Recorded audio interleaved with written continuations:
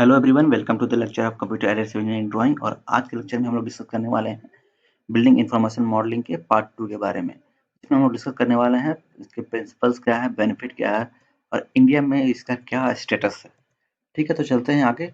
तो portability work flow model.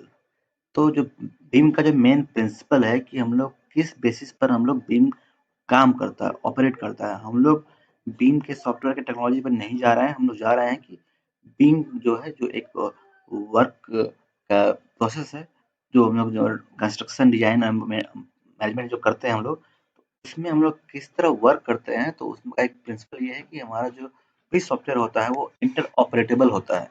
मतलब क्या है, the fundamental principle of that brought the concept of being into existence is interoperability. इसी वजह से हम लोग का बीइंग एग्जिस्टेंस में आया है।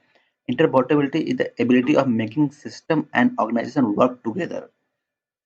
तो होता ये है कि इसकी वजह से हम लोग जितने भी सिस्टम है, जितने भी स्टेक होल्डर्स, जितने भी आपके ऑर्गेनाइजेशन है, वो साथ में काम कर पाते हैं। It is termed defined basically for information technology और system engineering to allow for information exchange.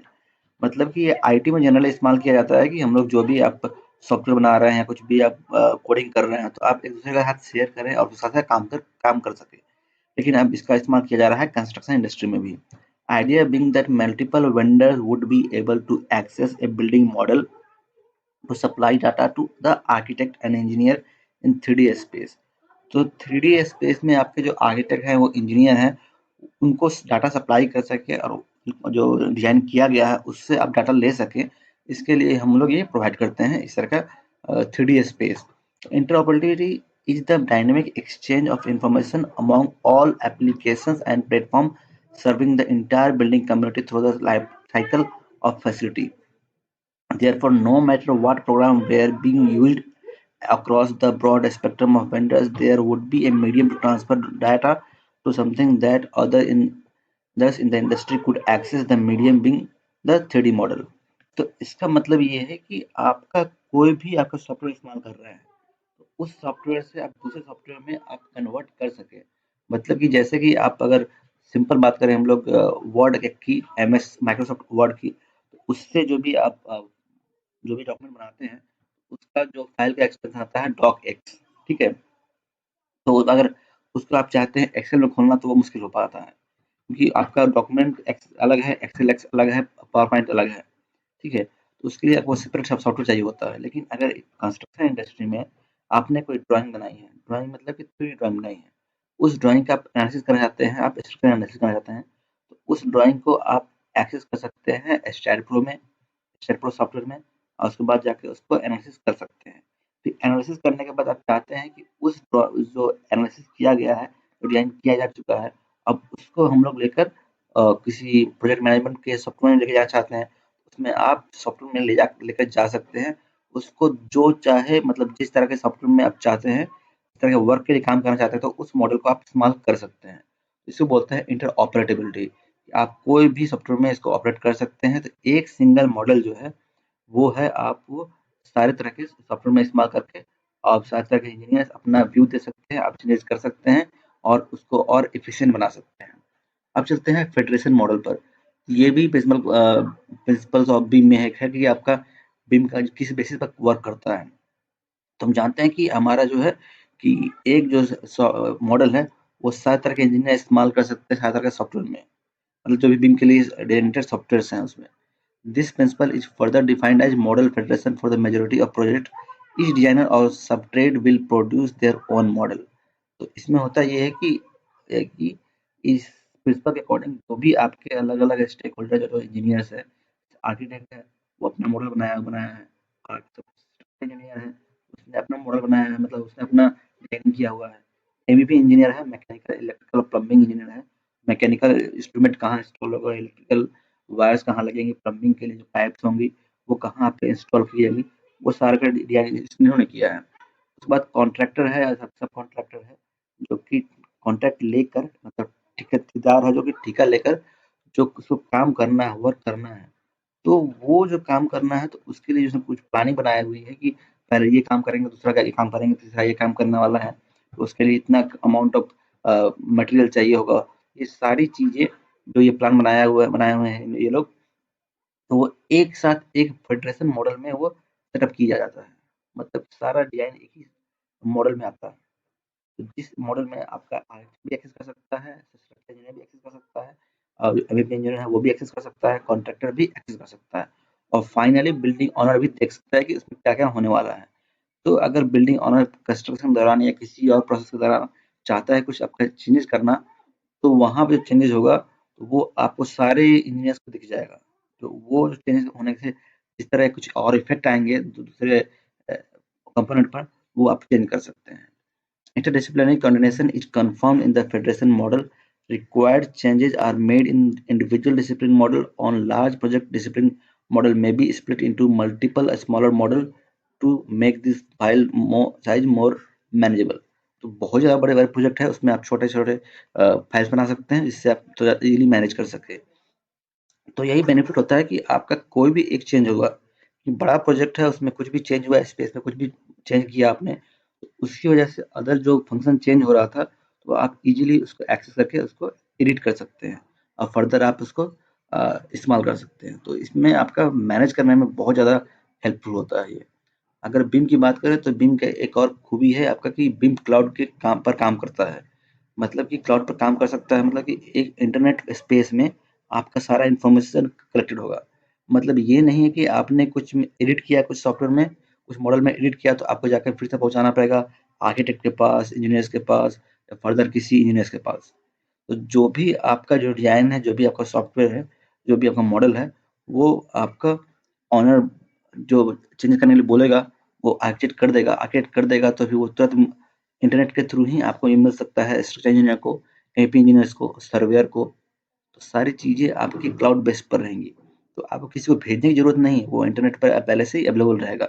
जो भी चेंज करेंगे वो सबको मिल जाएगा। Cloud allow different members of cross functional team to work on the project in one place. तो एक तरह से एक लोग अलग-अलग जगह पर भी है, लेकिन एक जगह पर एक काम कर सकते हैं। तो आगे चलते हैं, interaction among the AEC professional due to being without any conflict. तो एईसी क्या होगा, architect, engineers and construction professionals जो होंगे, वो आपकी इंटरेक्शन करते हैं बीम के थ्रू ही। तो वो सारे लोग इस तरह से इंटीरियर डिजाइनर है, सिविल इंजीनियर हैं, मैनेजर्स हैं, electrical engineer, mechanical engineer, architect, owner, सारे लोग एक दूसरे से कम्युनिकेट कर सकते हैं, इंटरेक्शन कर सकते हैं और चीज़ों को समझा सकते हैं कि आपको में क्या बदलाव चाहिए, क्या नहीं चाहिए, क्या सही लग रहा है, क्या खराब लग रहा है। मतलब कि कोई एक परफेक्ट डिजाइन नहीं होता है। कोई भी डिजाइन है वो परफेक्ट डिजाइन नहीं होता है, मतलब उसमें कुछ आप चेंजेस करके कुछ और मतलब आप बेहतर बना सकते हैं। तो कुछ आप डिस्कस करना चाहते हैं तो आप इजीली बीम प्लेटफॉर्म पर डिस्कस कर सकते हैं। तो इससे जो बेनिफिट होगा हम लोग का, सारे लोगों को बेनिफिट होगा, क्योंकि सब लोग का टाइम सेव होता है और सब लोग जो हैं सारे जो स्टेक होल्डर्स है वो इजीली समझ पाते हैं और इजीली अपने वर्क को कर पाते हैं। तो इसमें भी आता है कि आपका कि जो मॉडल है बिम में, उसको हम लोग 3D 4D 5D 6D 7D type का मॉडल बोल सकते हैं। तो अभी जो हम लोग इस्तेमाल करते हैं कैड में, मतलब ऑटोकैड में, कंप्यूटर एडेड डिजाइन में, तो वो होता है 2D डायग्राम, 2D ड्राइंग होता है। मतलब उसमें किसी एक मतलब सेक्शन या प्लान का आपके पास इन्फॉर्मेशन होता है, उसको बोलेंगे टू डायमेंशनल, क्योंकि उसमें लेंथ होता है, विड्थ होता है, ठीक है। लेकिन जब आप उसका चाहते हैं कि ज़्यादा विजुअलाइज करें, अच्छे से समझ पाए, तो उसका 3D बनाना चाहते हैं, तो 3D विजुअलाइजेशन भी कर सकते हैं, जिसके लिए ऑटोकैड में या फिर रेविट सॉफ्टवेयर में हम लोग इस्तेमाल करते हैं कि आप बिल्डिंग को पूरा 3D में देख सकते हैं, ठीक है। तो आप समझ सकते हैं कि बिल्डिंग कैसा बनने वाली है।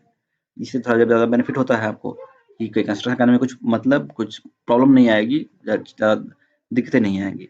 अब उसके बाद चलते हैं 3D से, लेकिन 3D आपको इसको आप प्रिंट नहीं कर पाएँगे 3D को। आपको मोबाइल या कंप्यूटर या टैब में ही देखना पड़ेगा इसको।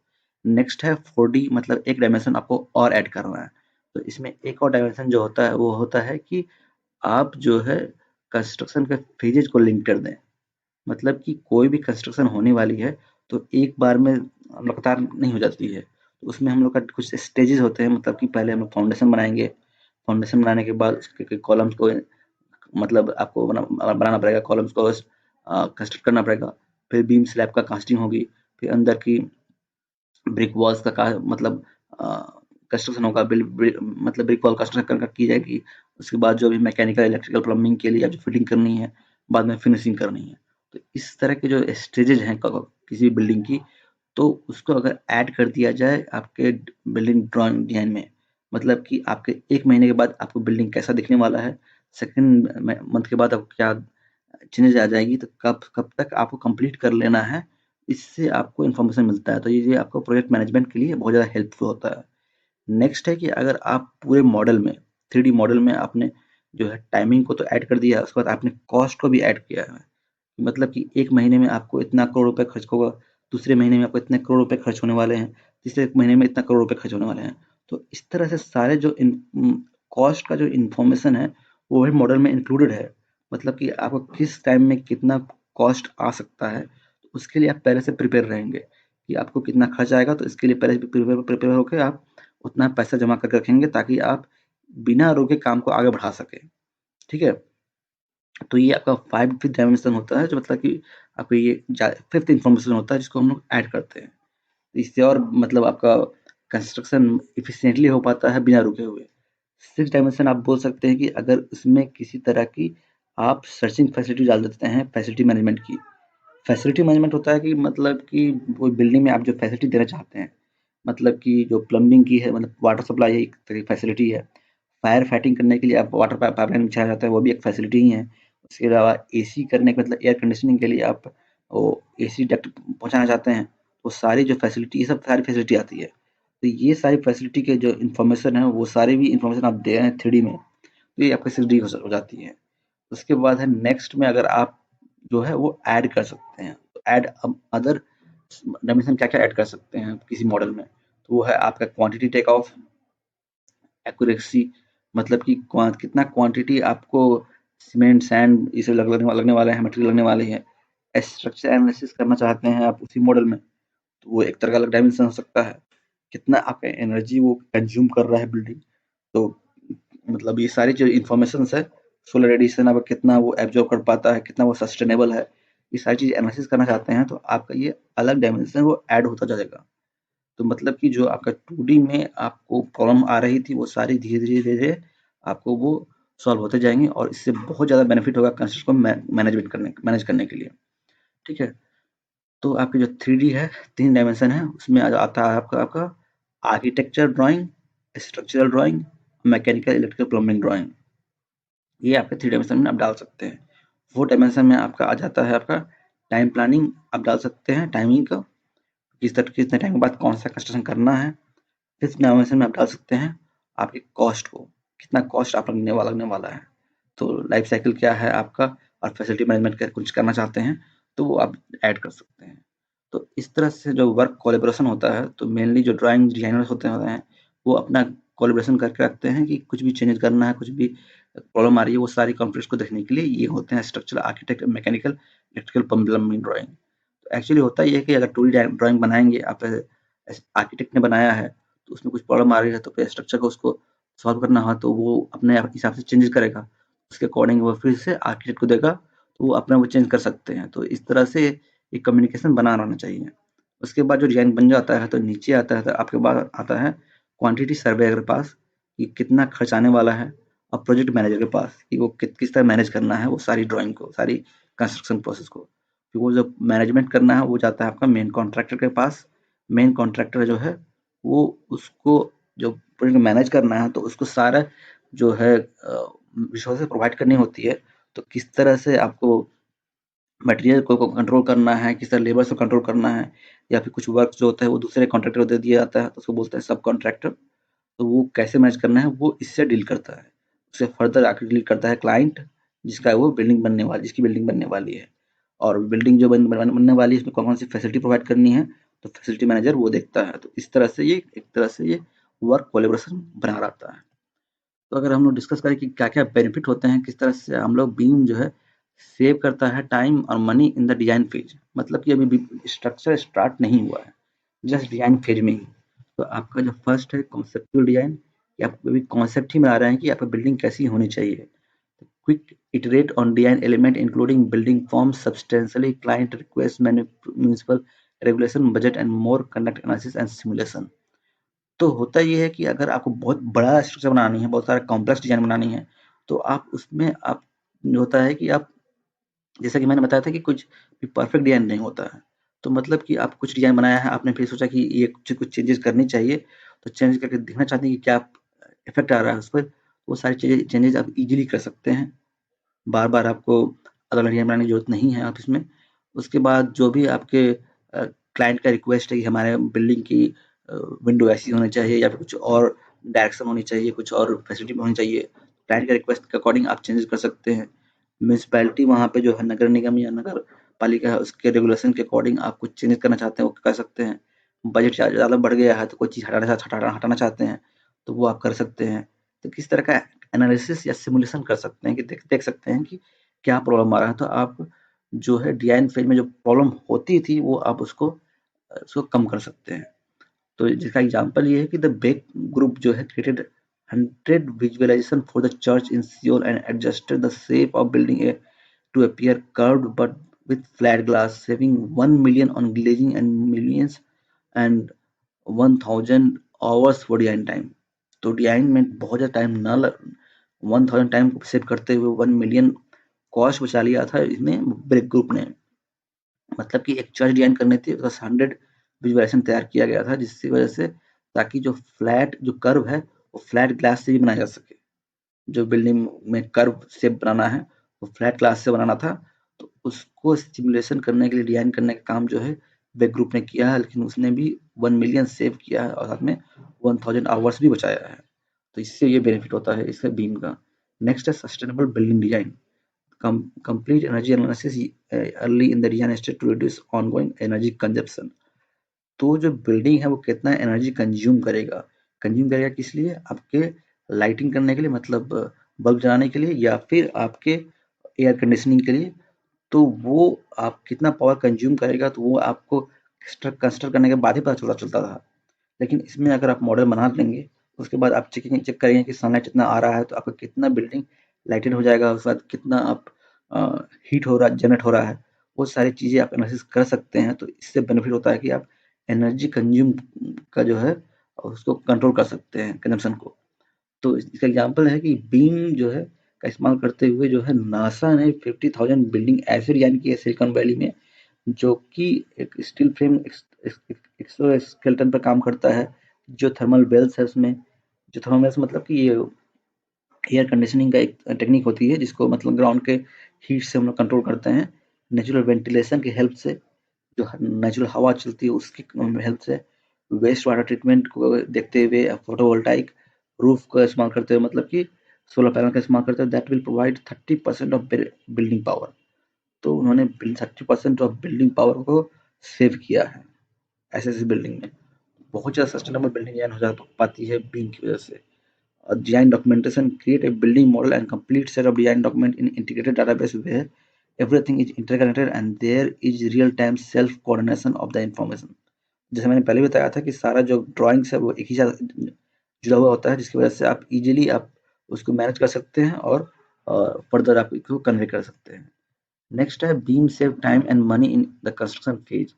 तो आप कंस्ट्रक्ट करने जा रहे हैं तो उसमें भी आप बहुत सारा टाइम बचा सकते हैं। कैसे बचा सकते हैं कि link project planning to construction planning and simulation as well as visualisation during construction and digital fabrication. तो जो अब सारी जो प्रोजेक्ट का मॉडल है उसको फर्दर कैसे स्टेज बाय स्टेज कंस्ट्रक्ट होने वाला है उसको आप लिंक कर सकते हैं। Enhance project communication and collaboration among team. तो अगर आपकी जो टीम्स है उसमें बेहतर कम्युनिकेशन होगा तो फास्ट काम होता है उसकी वजह से। Create more accurate cost estimate. जो कॉस्ट एस्टिमेट है वो भी आपका एक्यूरेटली बनेगा। उसके अलावा deliver more project on time with in budget.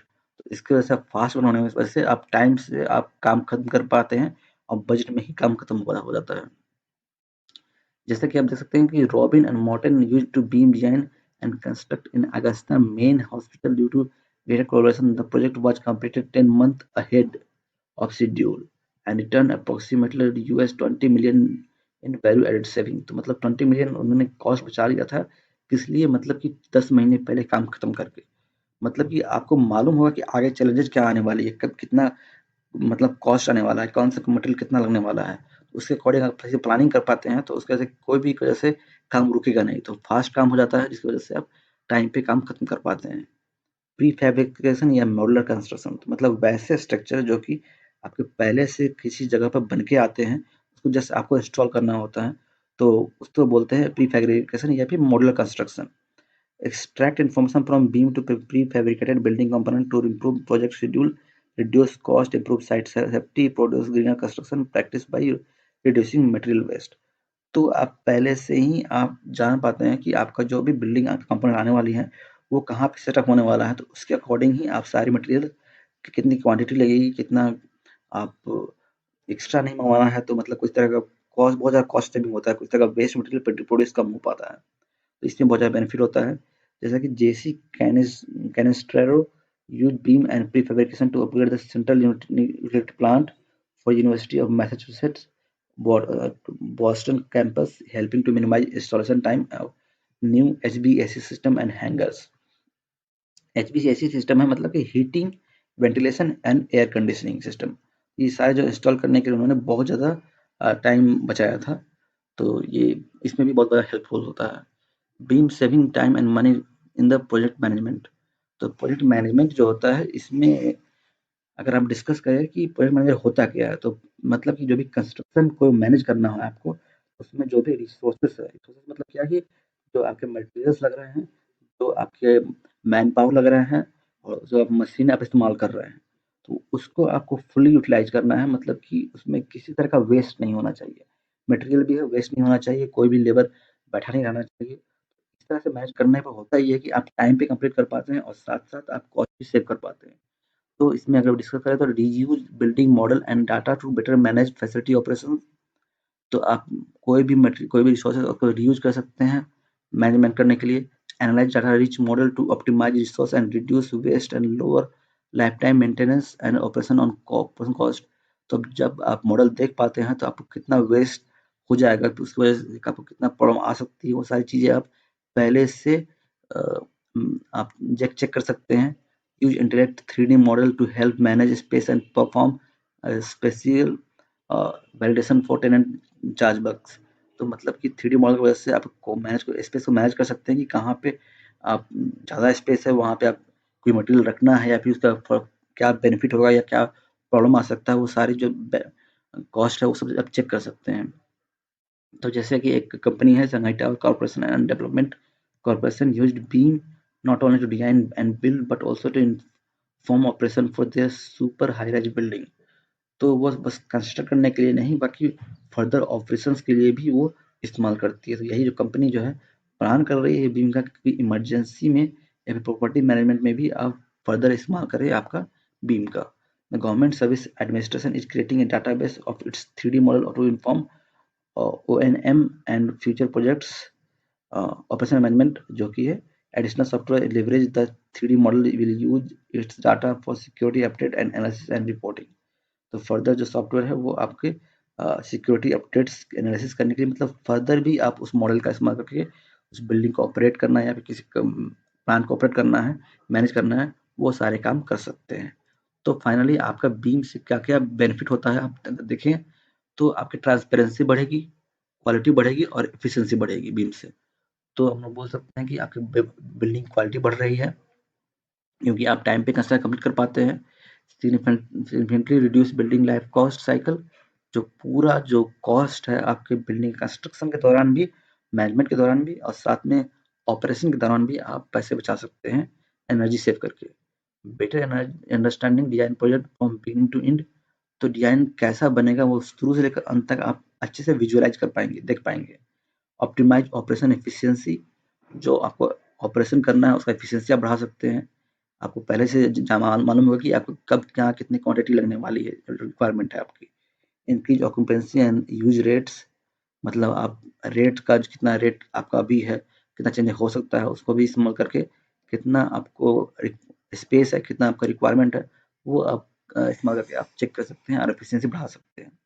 इंटरपोर्टेबिलिटी बहुत ज़्यादा आपका ये बेनिफिशियल आपके फैसिलिटी है इसमें आपका, ताकि सारे जो इंजीनियर्स है, प्रोफेशनल्स है, वो कम्युनिकेट कर सकें। Embedding and link of vital information such as vendors for such specific material, location of details, quantity required for estimation and tendering. ये सारी इन्फॉर्मेशन आपको एक ही जगह अवेलेबल रहती है, जिससे आप बहुत ईजिली मैनिपुलेट कर सकते हैं और इस्तेमाल कर सकते हैं। मिनिमाइज प्रोजेक्ट मैनेजमेंट, ठीक है। Foster communication and coordination, identify error early. तो आप कम्युनिकेशन कोऑर्डिनेशन को जैसे आप बढ़ाएंगे, आप कोई भी एरर होने वाली होगी उसको आप इजीली चेक कर पाते हैं। तो अगर बात करें कि इंडिया में क्या स्टेटस है इसका, तो ये कंट्रीज लाइक बीम में कंट्रीज जो है जैसे कि United kingdom, Norway, Denmark, Finland, Hong Kong, south Korea और नीदरलैंड, वो बिग प्रोजेक्ट्स में इस बीम को कंपल्सरी कर दिया गया है। ठीक है, beam is gaining popularity amongst professional with in the Indian built environmental sector. तो इंडिया में जो इन बिल्डिंग को बनाना है उसको भी कंस्ट्रक्ट करने के जो सेक्टर है उसमें भी बहुत ज़्यादा धीरे धीरे पॉपुलर हो रहा है। Beam enjoy maximum popularity among experienced professionals since they have better appreciation of the value proposition of beam. तो जो भी आपका एक्सपीरियंस प्रोफेशनल्स है उनको मालूम है कि इनका क्या क्या बेनिफिट है, तो वो लोग बहुत लोग इसको प्रमोट भी कर रहे हैं। BIM is more popular in large organisation with a large strength of technical staff, hinting that beam implementation is more beneficial in large and complex project। जैसे कि मालूम है कि आपको बहुत सारे अगर पर्सन हैं, बहुत सारे प्रोफेशनल्स हैं, तो उनको कम्युनिकेट करने में बहुत ज़्यादा प्रॉब्लम आती है, तो इसके लिए बहुत ज़्यादा मतलब बेनिफिशियल है बीम आपके कॉम्प्लेक्स प्रोजेक्ट्स में। Beam is still in infancy stage in India, तो अभी जस्ट इनिशियल स्टेज में ही है, अभी स्टार्ट ही हो रहा है, बहुत लोग कम ही इसका इस्तेमाल कर पाते हैं। Still has not reached a stage where users can boast and about the cost saving project due to BIM implementation, because a majority of BIM users in India have not seen a full cycle BIM implementation for their project। तो बहुत सारे जो professionals हैं India में अभी तक उन्होंने देखा नहीं, समझा नहीं इसके बारे में कि कितना किस तरह से ये आपका बेनिफिशियल हो सकता है। तो अभी वो स्टेज पहुंचा नहीं है कि जिसमें आप फुल्ली अब इस्तेमाल कर सकें। Organisation remain susceptible about BIM implementation about its perceived benefit. जितना बेनिफिट दिख रहा है वो होगा कि नहीं होगा, उसमें अभी भी इस लोग थोड़ा शक में है कि कितना इम्प्लीमेंटेशन हो पाता है। इसलिए थोड़ा सा आपका ये भी उतना पॉपुलर नहीं है इंडिया में। इंडिया में पॉपुलर नहीं होने का कारण जो है कि आपका 24% लोग टेक्नोलॉजी से फेमिलियर नहीं है। उसके जो सॉफ्टवेयर है वो एक्सपेंसिव भी आते हैं, 24% एक्स्ट्रा आते हैं। नॉन टेक्निकल एक्सपर्टाइज है तो फिर आपका 28% लोग उसको अवॉइड ही करते हैं। ऑनर्स नॉट रिक्वेस्टेड 24%, तो मतलब 24% ऑनर्स भी रिक्वेस्ट नहीं करते हैं इस चीज़ के लिए, तो इसलिए अभी इतना पॉपुलर नहीं है, लेकिन ये फ्यूचर में बहुत ज़्यादा पॉपुलर होने वाला है। तो फ्यूचर पॉसिबिलिटी क्या हो सकती है बीम की, तो आप देख सकते हैं कि जैसा कि हम लोग कोशिश करते हैं कि बिल्डिंग को ग्रीन बना सके। ग्रीन मतलब कि वो ज़्यादा एनर्जी एफिशिएंट हो, उसका जो मटेरियल इस्तेमाल कर रहे हैं वो भी कम से कम एनर्जी से मैन्युफैक्चर हो। तो utilisation of BIM help make building more sustainable, मतलब कि मैक्सिमम आपका सन से या नेचुरल रिसोर्सेज से वो अपना एनर्जी का रिक्वायरमेंट को फुलफिल कर सके, तो उसको हम लोग बोलते हैं ग्रीन बिल्डिंग। या तो उसके हम लोग ये इस तरह का एनालिसिस या स्टडी करके हम लोग चेक कर सकते हैं कि आपका कितना सनलाइट वो एब्जॉर्ब कर रहा है, कितना आपके ठंड में एब्जॉर्ब कर रहा है और कितना कम आपके समर में एब्जॉर्ब कर रहा है। तो इस तरह से आप मॉकअप या मतलब एक तरह से डायग्राम बनाकर आप चेक कर सकते हैं, ये बेनिफिट होता है। BIM and sustainable design. BIM technology provide immediate insight in how design and decision impact building performance, while BIM process encourage an integrated design approach, a critical strategy for making project greener. Also, green design and construction rely on improved building performance। तो यहाँ पे है कि जो भी आप building बना रहे हैं, तो बिल्डिंग के कुछ भी एक्सपेरिमेंट करना चाहते हैं कि आपकी ये जो पार्ट है, ये कोई कंपोनेंट है वो चेंज करेंगे तो हमारे पास इतना बेनिफिट हो जाएगा। तो आपको डायरेक्ट साइट पर जाकर आपको वो इंस्टॉल करने की ज़रूरत नहीं है। आप मॉडल में ही चेंज करके आप चेक कर सकते हैं कितना कॉस्ट बढ़ने वाला है, कितना आपका एफिशिएंसी बढ़ जाएगी। तो ये इसका बेनिफिट मिलता है बीम से।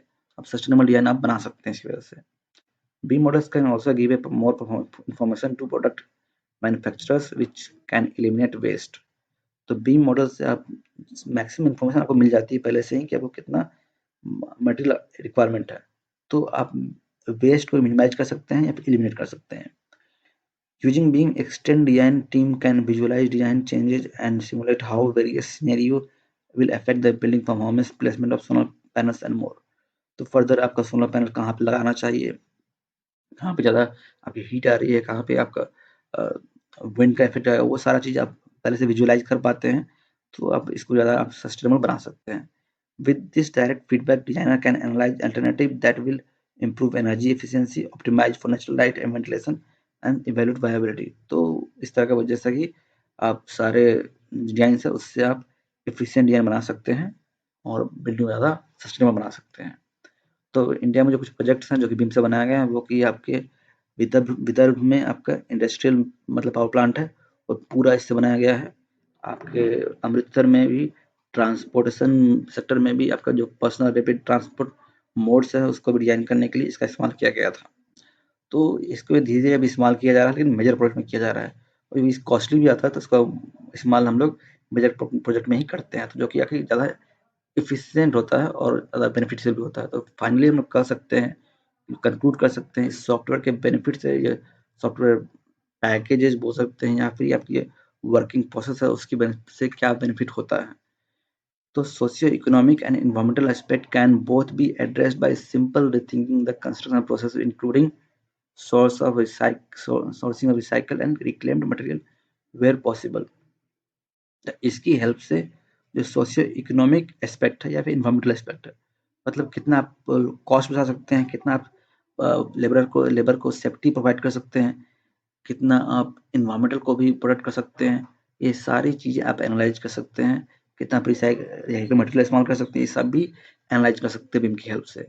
However, BEAM provide a better platform to address the technical issue.